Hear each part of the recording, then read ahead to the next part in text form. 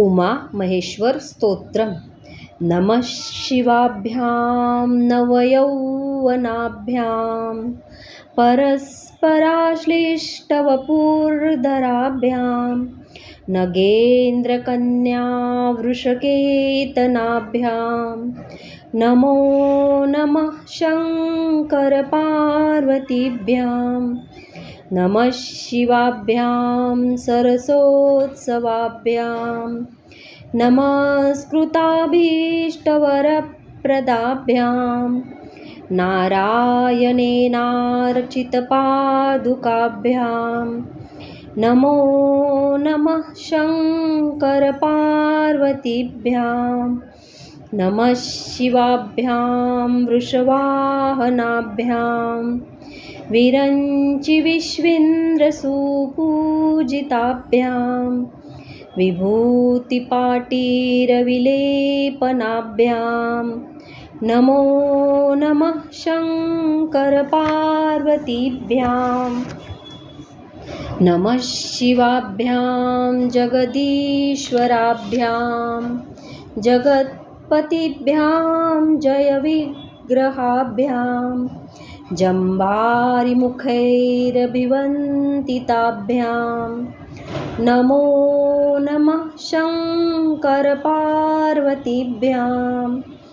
नमः शिवाभ्यां परमौषधाभ्यां पञ्चाक्षरी पञ्जररञ्जिताभ्यां प्रपञ्चसृष्टिस्थितिसंहृतिभ्यां नमो नमः शङ्करपार्वतीभ्यां नमः शिवाभ्याम् अतिसुन्दराभ्याम् अत्यन्तमासक्तरुदम्बुजाभ्याम् अशेषलोकैकहितङ्कराभ्यां नमो नमः शङ्करपार्वतीभ्यां नमः शिवाभ्यां कलिनाशनाभ्यां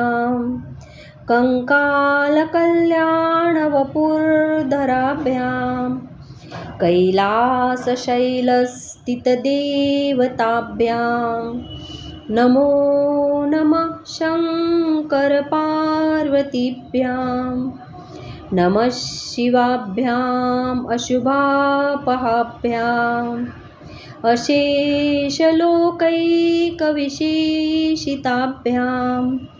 अकुण्ठिताभ्यां स्मृतिसंवृताभ्यां नमो नमः शङ्करपार्वतीभ्यां नमः शिवाभ्यां रथवाहनाभ्यां रवीन्दुवैश्वानरलोचनाभ्यां राकाशशाङ्काभमुखाम्बुजाभ्यां नमो नमः शङ्करपार्वतीभ्यां नमः शिवाभ्यां जटिलन्धराभ्यां जरामृतिभ्यां च विवर्जिताभ्यां जनार्दनाब्जोदभवपूजिताभ्यां नमो नमः शङ्करपार्वतीभ्यां नमः शिवाभ्यां विषमेक्षणाभ्यां बिल्वच्छदामल्लिकदामृदभ्यां शोभावती शान्तवतीश्वराभ्यां नमो नमः शङ्करपार्वतीभ्यां नमः शिवाभ्यां पशुपालकाभ्यां जगत्त्रयीरक्षणबद्धहृदभ्यां समस्तदेवासुरपूजिताभ्यां नमो नमः शङ्करपार्वतीभ्यां स्तोत्रं त्रिसन्ध्यं शिवपार्वतीयं भक्त्या पठेद्वादशकं नरो यः स सर्वसौभाग्यफलानि भुङ्क्ते शतायुरन्ते शिवलोकमेति। इति श्रीमच्छङ्कराचार्यविरचितौ उमामहेश्वरस्तोत्रं सम्पूर्णम्।